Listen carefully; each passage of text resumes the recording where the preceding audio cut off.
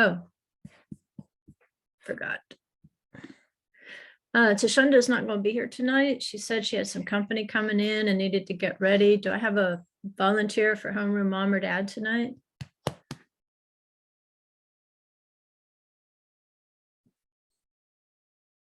I'll do it, Halisa. It's Marsha. Okay, I see you. Makeup. Awesome. All right, now I'll share my screen.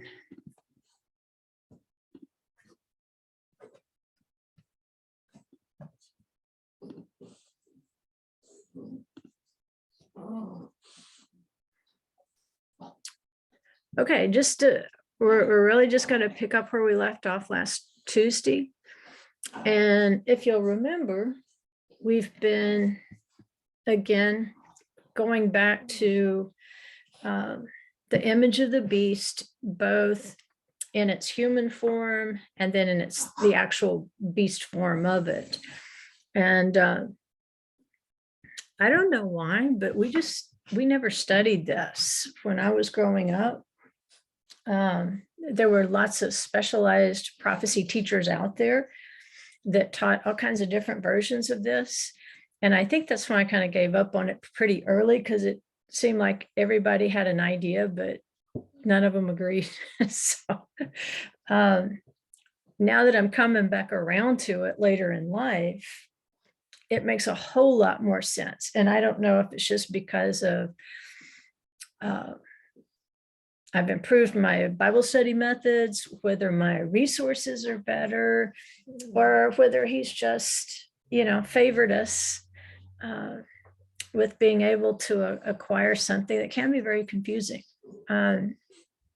If you come up with that mindset of either or instead of and this and this and this, I can see why you would have so many different interpretations of it, because that's the way we are as human beings. Our particular little take on something must be the end answer. And you can see, especially in the Song of Songs, if ever there was an illustration that there's more than one answer and they can all be simultaneously, I don't know if true is the right word, but they can all have a simultaneous meaning. So we're going to just go right back to Daniel 7, where he's seeing the vision of the beasts. And of course, this is pretty terrifying to Daniel. And Daniel comes across as a pretty calm guy. I mean, he survived more than one king. He survived Babylon. He survived Media. He survived Persia. He survived the lion's den. He survived all these regime changes. But this vision, it troubles him a lot. And so just to review what this fourth beast looked like, because yes, we are interested in how the beast began. We've kind of covered that as we looked at how the dragon gave his authority to the beast, how Egypt, its power passed off to Babylon. We've covered the basics of that, but we know that prophecy that's going to be fulfilled at the end of days, even though it mentions Babylon in the beginning, it's going to have more to do with Rome and what grew out of Rome. Where are Rome's feet touching the earth at this point? How is it mingled among the systems of the earth? So we'll be a little more interested in this fourth beast. And then of course, we know that fourth beast is Rome. And we also know that Rome has some nicknames. He's associated with Esau. It's thought that part of Esau's family went north and eventually produced the Romans. They do have their tradition of Romulus and Remus, the twins, and fratricide, one trying to kill the other, or actually did kill the other, according to their myth. And so there's kind of a shift between Esau and Seir being isolated in a specific place in the south that we would know as Edom or Seir. But as prophecy and history unfolded, it was seen that there's this remnant that settles in Rome, creates this Roman kingdom. It becomes the fourth beast, and it's still referred to as Edom in at least rabbinic literature. If you're reading something about the red one or Edom, Seir, you have to know the context to know whether they're talking about literally the geographical Edom of the south, or whether they're talking about more of this spiritual empire of Rome. It's a dark spiritual empire, and it's in the north, at least. And why do we say north and south like that? It's because Jerusalem is the center. So when you're positioning things, Jerusalem's always the plumb line, unless it says otherwise. And so Edom can be in the north. And he went south to conquer Jerusalem, right? Whereas the geographical, historical Edom would have to go north in order to destroy Jerusalem. But the geographical Edom, did it conquer Jerusalem? In a way, because you had the Herodian kings, and they were Idumeans. They had Edomite blood, but they were also Jewish converts. So there was a little mingling and mixing going on there. At any rate, let's look at this beast of Rome. It says, after this, I kept looking in the night visions, and behold, a fourth beast, dreadful and terrible and extremely strong. And it had large iron teeth. It devoured and crushed and trampled down the remainder with its feet. And it was different from all the beasts that were before it, and it had 10 horns. Right. So this particular beast, it has 10 horns. As we're looking at the final beast kingdom, we see that it has 10 toes, 10 horns, 10 toes. And of course, 10, what does it symbolize? 10 can symbolize testing, like the 10 tests of Abraham, the 10 plagues. But 10 can also represent what's called a minion, or the minimum number of a congregation. It can be a number that signifies, like the evil spies. There were 10 of them, and they were called an evil congregation. What did they represent? They represented all of the evil congregation that gave up on entering the promised land because of their report. So when you see 10, just look around in the context and see what makes sense here. And in this case, we might say that the 10, at least one representation, would be that it represents the fullness of a congregation. And that 10, if you can accumulate 10 in number, then in the positive sense, you can stop judgment, say on the city of Sodom. In a negative sense, you might have 10 that could bring the judgment down, because they represent a whole as well. Again, context is everything there. But it's got these iron teeth in the mouth of a lion, which makes us think of Babylon. It's extremely strong, which makes us think of the Medo-Persian bear.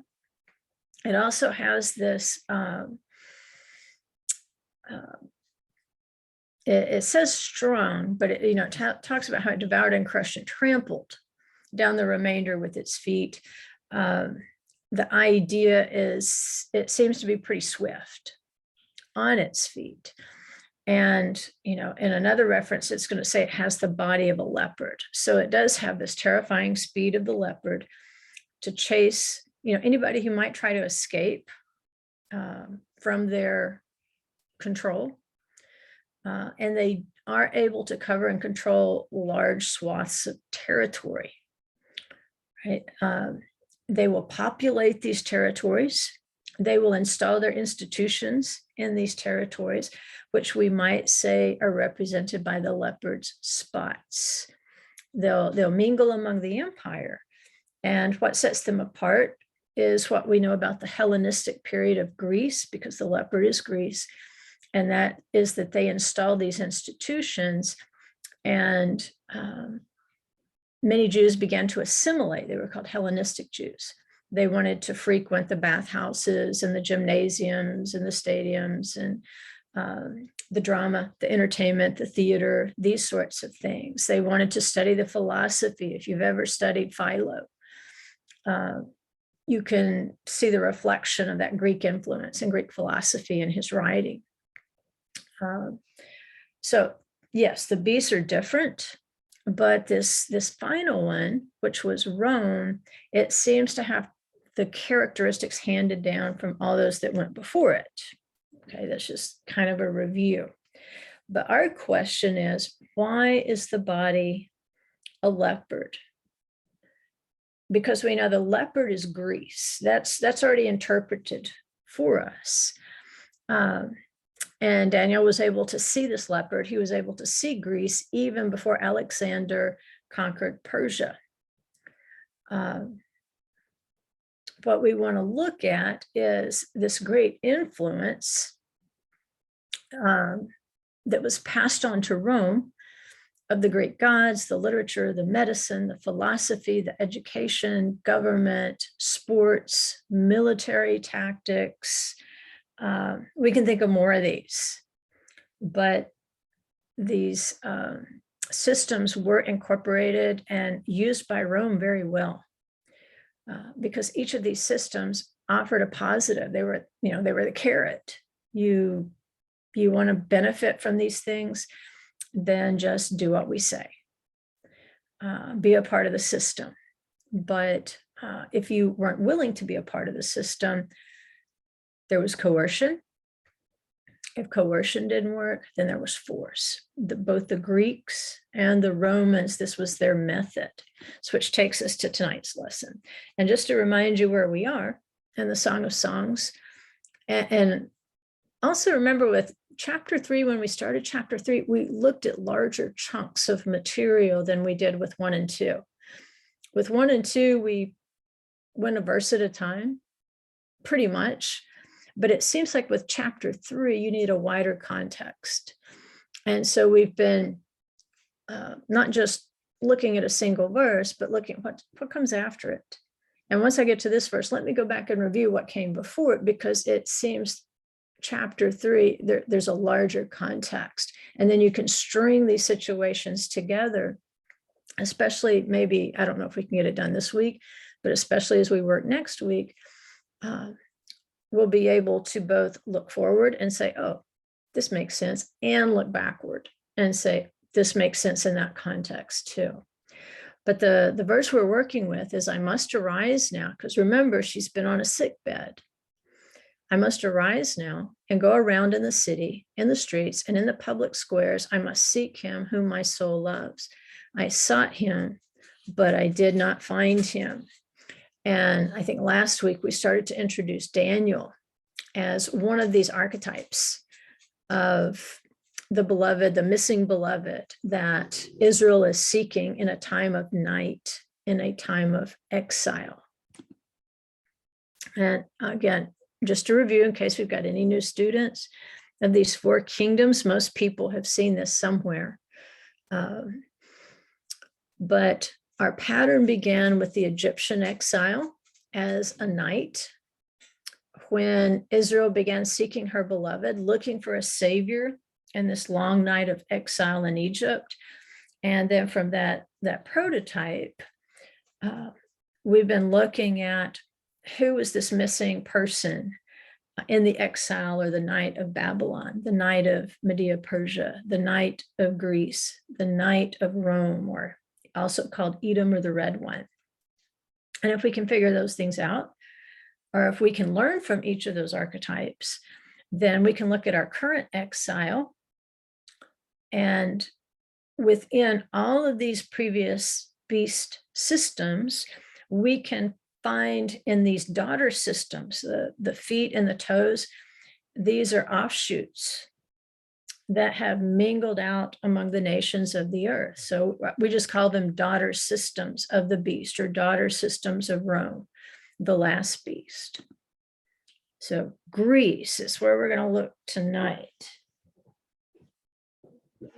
And we're going to try to figure out what's going on with the leopard. Why would the leopard be the beast that represents the body of this conglomerate monster that is Rome, the final kingdom?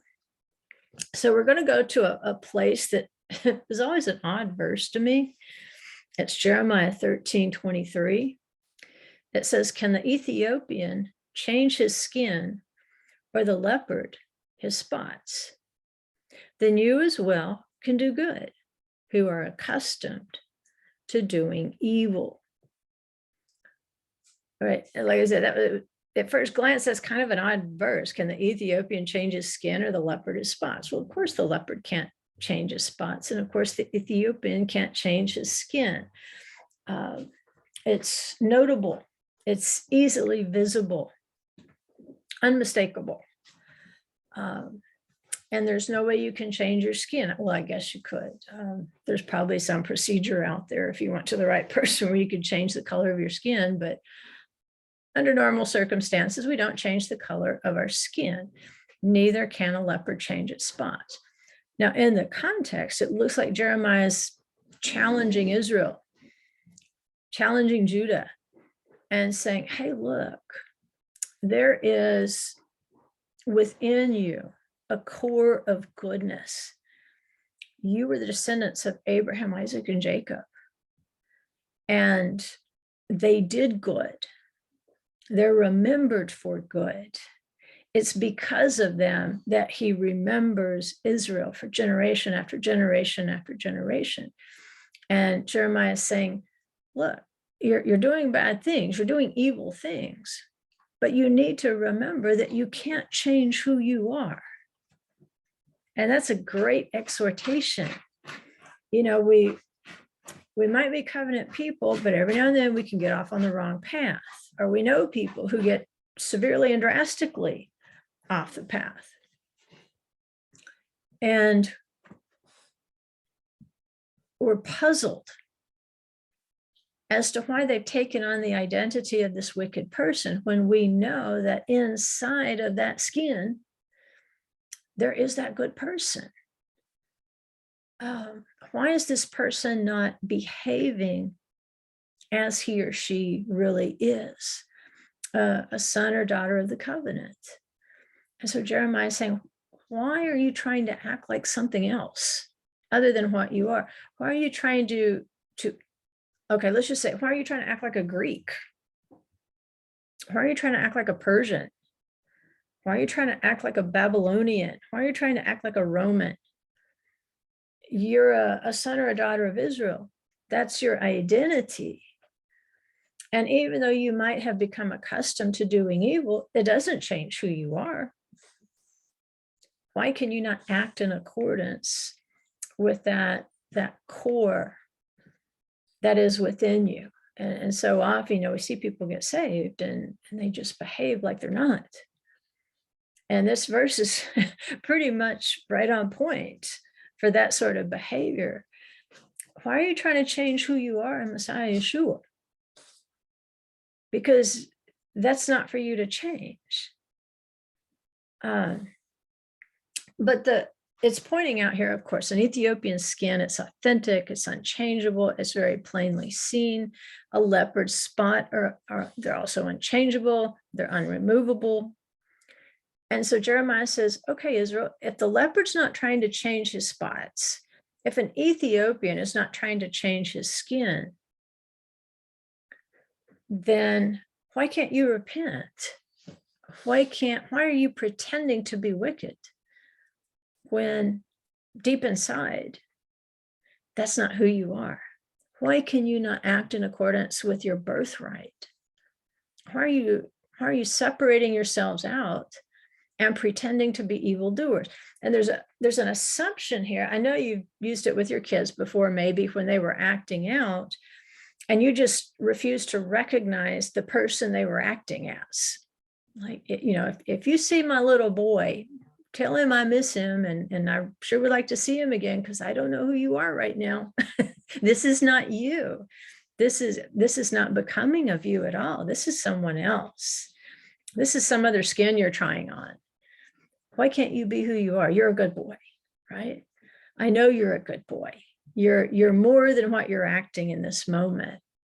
And that's kind of the fatherly advice that Jeremiah is passing on to the Israelites in this particular passage. But the deal with the leopard spots, the spots are joined together with his coat. Just like the Ethiopian skin is who he is. Whatever your skin is, that's who you are. And so you are inseparable from your skin. And with the leopard, the idea is the spots will never fade. But yet at the very same time, they make the leopard remarkable. If you're not paying attention, it's the perfect camouflage. He might be sitting right there at the edge of the field in the trees, in the shadows. And because of those spots, he doesn't stand out. When if he were to come out in the sunlight, you would very clearly see that's a leopard because he can't change his spots. So a leopard is an expert at camouflage in order to hunt. He's looking for his prey. So these spots, you say, why would he point out a leopard spot? Right. And let's see. Yeah, there it is. Can the Ethiopian change his skin or the leopard his spots? Spots. All right. That's what we want to look at. Spots. Chavar barot. That's spots. It comes from chavar. Right. And so I put both of the Blue Letter Bible Strong's entries in here for you. If you wanted to do some more research, you can. But I thought this distilled it down to something that's very simple to understand. The root of chavar barot is going to be chabar. Chabar means to join, like chaver is a friend, right? So chavar is to join. But in this context, it's specifically considered to be like a spell or a charm.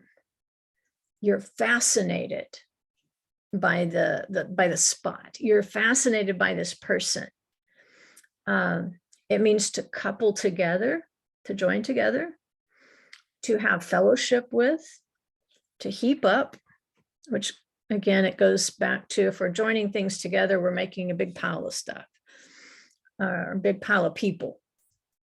It can mean to join yourself together with something, or it's like a league, right? We've been talking about systems. Why do we keep talking about the Roman systems? It's because the Roman systems are just another generation of the leopard spots. The systems that the Greeks put in place, Rome perfected. And through those systems, those leagues, those organizations, like we said, of medicine, government, education, philosophy, sports, politics, literature, all those things, you had the opportunity to join up with whatever interested you, whatever charmed you about these systems or these leagues. And so that's one of the big conversations. Again, if you start reading during the time of the Maccabees and the objections about Jews going to the bathhouses, the gymnasiums, because of the nakedness, the immorality that went on in these sorts of places. And of course, we know the sports was immoral. I mean, to play sports naked, that's just not moral. What was passed down to the Romans, just as bad and worse. Like we say, they perfected the spots of the leopard. And so when he talks about the leopard spots, they can't change. Well, when we're looking at Greece, even if the leopard spots are passed on, if the body is the leopard, then that tells you what would we equate the body to? Not the substance, but maybe just the axis, the frame, the thing holding everything together on this conglomerate beast that represents Rome. These spots, the essence of the image of the beast is going to be that it has multiple organizations, systems, leagues you can join with. And you will join with them first through fascination or charm. You will do it voluntarily. That's the goal of the leopard. That's the goal of Rome, the conglomerate beast. They're going to march in. They would rather conquer you this way than to spend the money on the military campaign. If they can do it this way first, this is preferable, because this is their means of power and control. Power and control with a military is sketchy, because the second your back is turned, you've got zealots, you've got assassins, you've got riots, you've got uprisings, you've got revolutions. That's just the way military power has its ups and downs.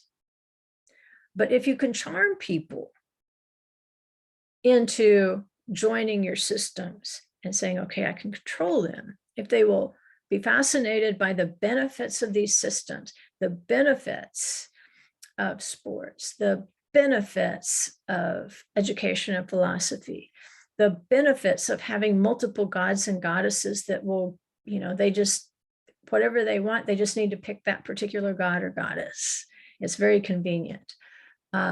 Just like the Roman soldiers, they worshiped Mithras because he was like a patron god of soldiers. He was supposed to help them prevail and be safe as soldiers. So whatever piqued your interest, you were free to join up. In fact, that was part of the carrot of joining the Roman military, is that there were options. If you served well, you could become a citizen. If you served well, you might be adopted by someone in the nobility. If you served well, you could draw a retirement, although I don't know how anybody would live that long with the military campaigns, but there were the carrots if you will join up. And that has not changed. When we're looking at the image of the beast, the body is the body of the leopard. And the leopard hasn't changed its spots. It's still trying to charm us to join up with the crowd. Be with the in crowd. Do what everybody's doing, right? There's benefits to this. Why are you objecting? Why are you resisting doing what everyone else is doing? Just join up. Aren't you fascinated with all the benefits? And does that mean any organization is bad? No, it doesn't mean that at all. But when there is a master plan to rule and reign and to displace the master of the universe, as was Nebuchadnezzar's dream. And of course, he became mad after that. He became literally crazy and began eating grass like a beast. Now, he eventually came to his right mind, but that's a graphic illustration of what happens when you think you can replace God in your life and become the God of your own life. Then more and more you will begin to conform to the image of the beast, because the beast will always offer you alternative organizations, to the brotherhood of the saints, to a sense of identity as Israel, to have that sort of tribal affiliation with the descendants of Abraham, Isaac, and Jacob. And, for everything good, there's going to be an alternative in the realm of the wicked. So the leopard spots, the way to kind of file those away in your brain is, okay, leopard spot, chavar burot, chavar burot. It means to join up, to fascinate, and to be charmed into joining up, with the group. All right, so the leopard is a charmer. He's like a musician.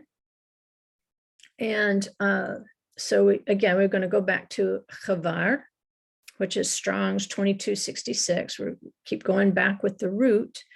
And I put the entries in here again.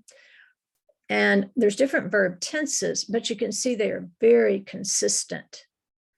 They all go back to that Roman numeral 1. There we go. There's another system. We've got Roman numerals, right? To unite, to join, to bind together, be joined, be coupled, be in league, heap up, have fellowship with, be compact, be a charmer. Why compact? Because you're taking scattered people and you're compacting them together and getting them to think the same thoughts and do the same behaviors. How are you going to do it? You're going to do it through charm. You start with charm. That's how the leopard begins. And that's truly been the body of the beast over the last 2,500 years. Let's just use a general number there. I don't remember the exact time when Rome came to power, but we know it was, they defeated the Medo-Persian Empire. What's the difference between Greece and Rome? It's not huge, not really huge, because remember, there's kind of a morphing that's taking place from the golden head of Babylon as we work down to the feet. But the difference here seems to be that, does the leopard have frightful teeth? Yes, it does. But the emphasis here is the power of a lion's teeth. Rome puts iron teeth into these promises behind its systems that it's offering. It'll start with government. Governments are primary. You've probably never seen as organized a government system as what Rome had. You read about Babylon and Persia as having satraps, provinces, and so forth. There was a degree of organization there, but nothing as controlled as tightly as what Rome was able to do, because it truly put the teeth of the Roman military. And by this time, we're literally in the Iron Age, by the way. We've moved from the Bronze Age to the Iron Age of history, because of course it's based on your weapons. What are your tools made of? So they've gone from the bronze tools and weapons into an age of iron tools and weapons. But primarily, they're going to control through government. But it's not going to be just government. Government will make use of multiple systems, joining them together under this umbrella of the government to charm you into joining and to assimilate you into joining, to make you loyal to that government. And in that time, maybe to the emperor, the king, the governor. And the offer was join willingly, or the force of law will consume you. We will pass laws that will simply eat you up. We'll put teeth into it. We're not as charming as we look if you don't do what we say. And that's very much an attitude that has really come out over the last several years that I don't remember when I was growing up. But politics has become so polarized, at least in the United States. I can't speak for other nations, but our politics and our ethics have become so polarized. It's as if we can't even talk, because if you don't agree with me and join yourself to my belief, my system, my organization, then I'll eat you alive. You won't be able to talk anymore. There's no dialogue here. I just simply eat you up and I silence you. So there's some true iron teeth behind all this charm. You might pass yourself off as being very compassionate. You might pass yourself off as being very socially aware, very liberal. But as it turns out, you might be the most rigid of all peoples, because you cannot tolerate any other approach than the one you've taken. The problem today is there's so much confusion in the world, is these confederations and organizations, they regroup daily because of the internet. So they're entering into some real confusion at this point. People that were allies yesterday might find themselves on different sides of the fence today. And that maybe that's just a divine chaos to keep them from joining together too fast. Or maybe even to wake them up and to say, look, be aware of what's happening. If somebody can turn on you this fast overnight in 24 hours, then rethink it. Rethink the system you're leaning upon. One of the illustrations that was used with Egypt is that Egypt was a reed that Israel was leaning upon, but the reed is not strong enough to hold your weight. And once you put just the right amount of weight on that reed, it will snap and it'll pierce you through the hand. And it's this way with these changing ethics organizations, and you know, you can see in the news, everything's caught up in it: law enforcement, medicine, politics, commercial, transport. It's like everything's all smushed up together. And at this point, we can see how interconnected they are. And therefore, you know, when there's some disagreement, it might be with somebody you agreed with 24 hours ago. But it truly has iron teeth behind it. If you don't join up, then the teeth will devour you. So let's look at Daniel 7:4, just to see what's going on here with this lion. And of course, we know the lion was Babylon. It was, I want to say, were there three? There might have been three descendants of Nebuchadnezzar. There's a passage on that. I don't remember the details on it. But anyway, it says the first, Babylon, was like a lion, but it had the wings of an eagle. And you can see that on, you know, if you look at the archaeological photographs from Babylon, but it's also true of Assyria. This symbol was, they weren't so different in terms of territory. They weren't so different in terms of gods worshipped and so forth, and the way that they worshipped. So there'll be some crossover there. The first was like a lion, but had the wings of an eagle. I was looking until its wings were plucked, and it was lifted up from the ground and set up on 2 feet like a man. A human mind also was given to it. So Daniel's telling us that the beast has a human mind. It looks like a lion, but it has a human mind.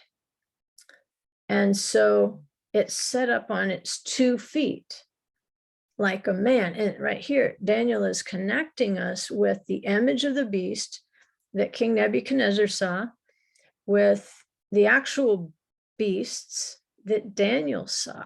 And he's helping us to merge those two images. The image of the man is the image of the beast, just like it says in Revelation. The number of the man is the number of the beast.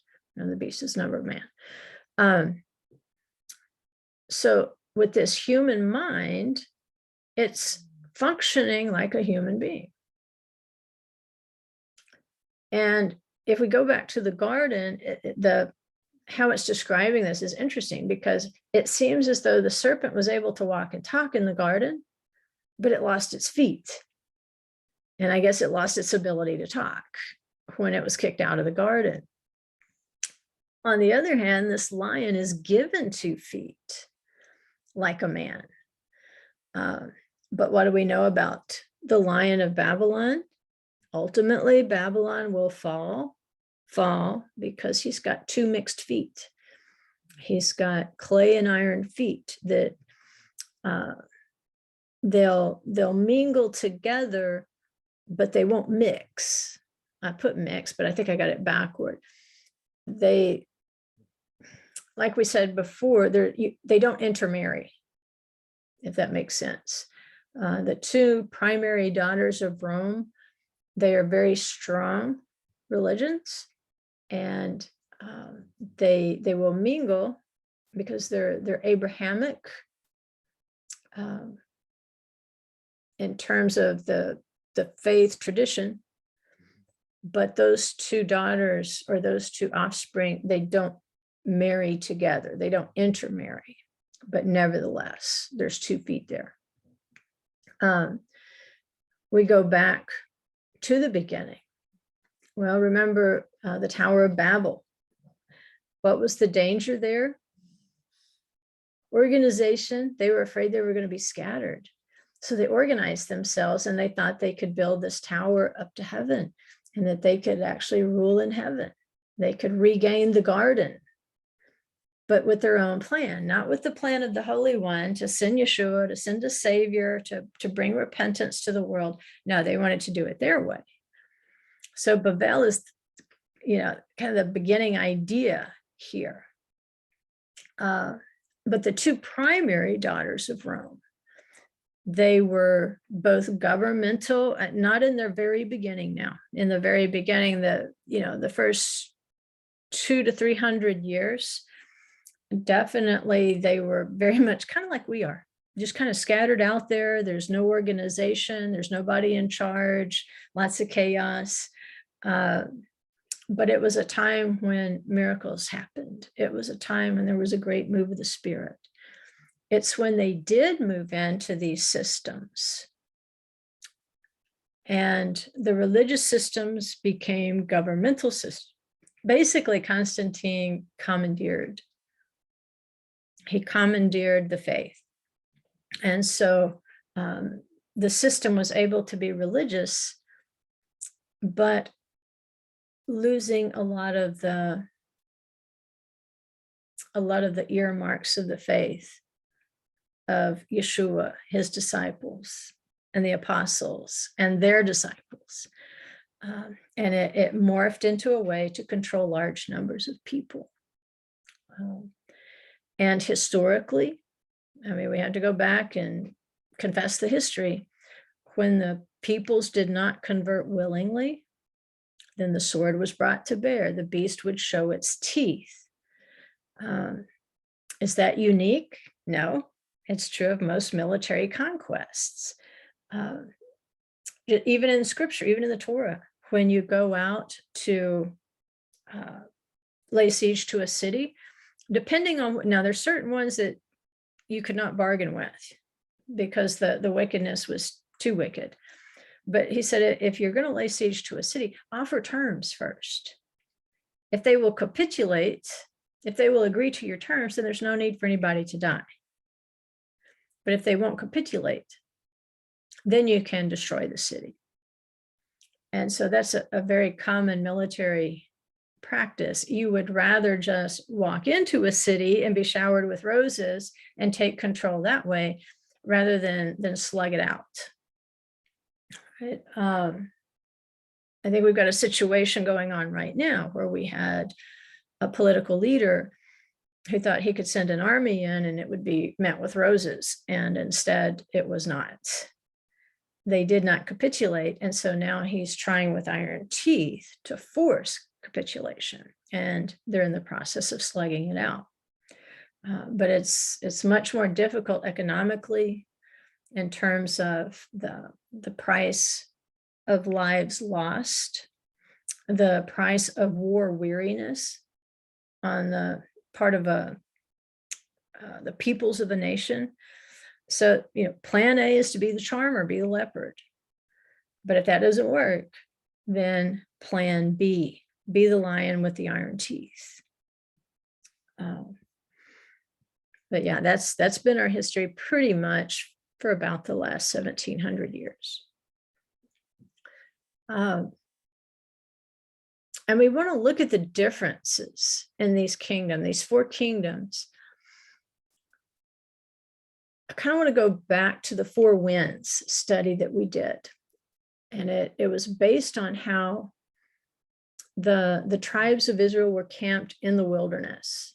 Of course, you've got 3 tribes, 3 tribes, 3 tribes, 3 tribes. So you've got 3 tribes forming one unit that are going to be facing the 4 different directions, representing also the 4 winds. We also know they're the angels of the 4 winds in Revelation. And their control over the wind affects what happens in the world. when they receive a divine command, with those winds, they will execute those commands.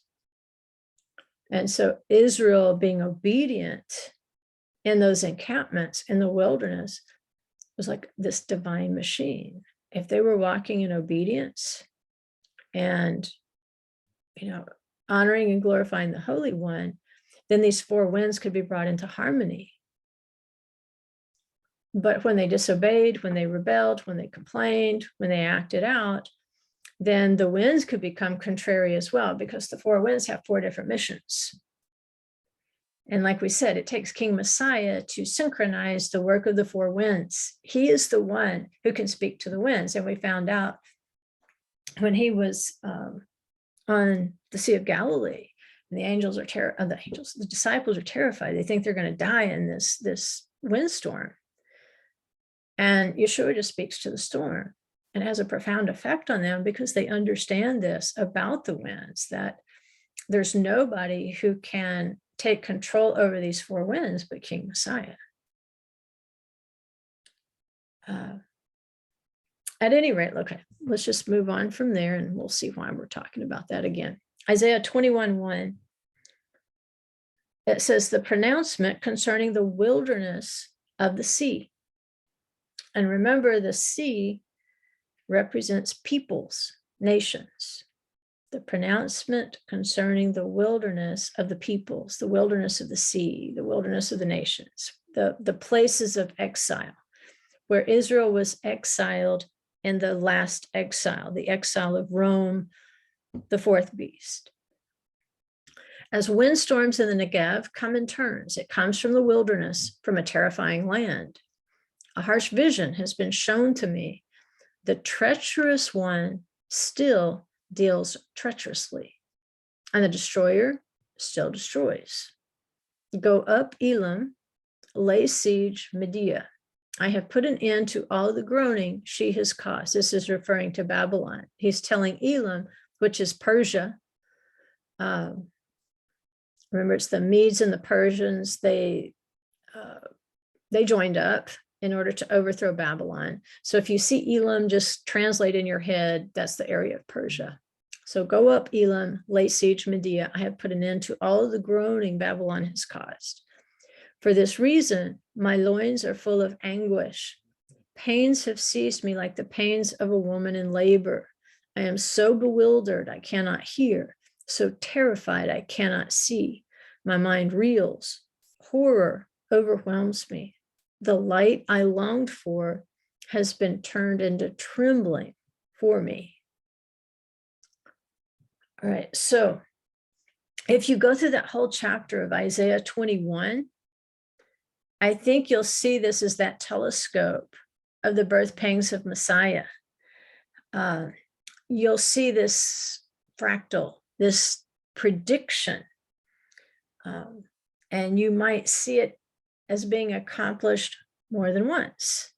Because right here with Isaiah, he's talking about the overthrow of Babylon, which is the first beast kingdom. But what if this is so painful? Because he has seen beyond the overthrow of the first kingdom, and he has seen all the way to the overthrow of the daughter kingdoms of Rome. This period that's known as the birth pangs of the Messiah. But the vision comes in. The vision is terrifying. And remember, if you have a vision in the night, you might want to think, well, this could be pertaining to the exile, because night can represent exile. So he's describing how the windstorms of the Negev, how the winds will take turns blowing from different directions. And he's saying this is a picture of the birth pangs of Messiah. It's called Chevlei Shel Mashiach in Hebrew.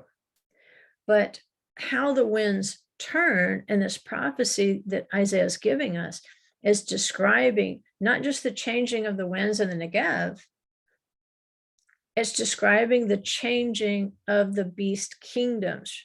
If you watched the live stream on Shabbat, I talked a little bit, and maybe I did that Tuesday too, about how when there's a regime change, when there's a kingdom change, it's compared to the pouring out of a cup. It happens that fast. And yeah, I think it was Tuesday when we did that. I talked about, if you've got a set of cups or a set of glasses, they're similar. They're the same size, they're the same shape and everything. So you can stack those cups up, but they're 4 different cups. But if you stack them up, they look like one big cup. And this is how the image of the beast is seen as representing these kingdoms, because they'll change just as fast as you take the second cup and you pour from the first into the second cup. The regime change is described as being that fast, like that, how fast the wind will change direction in the wilderness. And we'll talk more about that later too, but that's the idea here. So we've got Assyria. Assyria may have been a singular beast, a beast all its own, but it was never counted as part of the image of the beast. Remember, that identity is reserved just for the kingdoms that conquered Jerusalem or destroyed Jerusalem. Assyria surrounded Jerusalem, never conquered it. The army ran away, and Jerusalem was pretty much able to loot what the Assyrians left behind. So they're similar, but not in the same image of the beast category. They had their own purpose, which was to scatter the northern tribes. They sent them into the night of exile. But as we look through Daniel's prophecies, you can see there's really one catalyst that binds them all together. And it doesn't matter whether it's when he's a youth, fresh from Jerusalem, being educated in the court of King Nebuchadnezzar, whether there has been a regime change and he's dealing with Darius and the plotters who had him thrown into the lion's den. There's a lot of symbolism there. Or whether there's been another regime change and he's dealing with Cyrus the Persian. One thing that binds all that together is his concern for the welfare of Jerusalem. And this is one reason that he has that identity as one of those beloved, like the bridegroom, that Israel is searching for, getting up off her sickbed in the night of the exile and going out and searching for this person. They're being typified by Moses, being typified by Daniel as people who provided guidance during a time of exile. And Daniel was actually the one that helped them straighten out the 70-year prophecy and show them how they were miscounting. They had started their count too soon. And so they were becoming discouraged that the exile had not ended. He's like, no, it's not time yet. It will happen exactly on time. King, is it Belteshazzar or Belshazzar? I can't remember now. We'll look at the handwriting on the wall eventually too, and why that particular event happened, and the importance of the context of knowing why that event with the writing on the wall happened, where he's been weighed in the balances and found wanting. He's basically, it says, okay, king, you've counted, but it doesn't matter because the Holy One of Israel has counted as well. And it's his count that matters. So you're sitting here having a pagan feast by the light of the holy menorah, using the holy vessels of the temple. And so that time's up. That, this cup of iniquity is full, and within a day, that kingdom comes down. Right, it's a cool story to see how that was just a bridge too far. How, like with the Amorites, he said the cup of iniquity is not yet full, but when the cup is full, then you're going to overthrow them. Same thing with this final Babylonian king. His cup is going to be full when he takes out the holy vessels and starts basically gloating that the prophesied end of the exile did not happen. He says, Oh, yes, it did. I'll even write it with my finger on the wall so you'll understand. And so he needs Daniel to explain that to him. But that's Daniel's focus through these regime changes. And that's also his encouragement to the people. What Ezra and Nehemiah did by literally leading the people back to the land, Daniel was able to encourage them in the exile itself. So he's seeing here more than this Medo-Persian bear. He's seeing more than the leopard beast of Greece. He's seeing other symbols. He's seeing different symbols. And I guess it would help if we had just read the whole chapter of Daniel 8, and we didn't just because of the time. That's something you can do this week. Just read the whole chapter of Daniel 8. In fact, it doesn't hurt to read the whole book of Daniel. It's not that long. But we're looking specifically at Daniel 8 right here, verses 3 through 8. He says, I raised my eyes and looked, and behold, a ram which had 2 horns was standing in front of the canal. Now the 2 horns were long, but one was longer than the other, with the longer one coming up last. I saw the ram butting westward, northward, and southward, and no other beast could stand against him, nor was there anyone to rescue from his power, but he did as he pleased and made himself great. All right, so this time you're not seeing Media and Persia as a bear. This time he's showing them to you as a 2-horned ram. Media would be the first horn, the shorter horn, and then Persia, as it comes up, is going to be this longer or this last horn that is eventually going to be destroyed by this male goat from Greece. So we went from a bear to a ram, and we went from a leopard to a goat.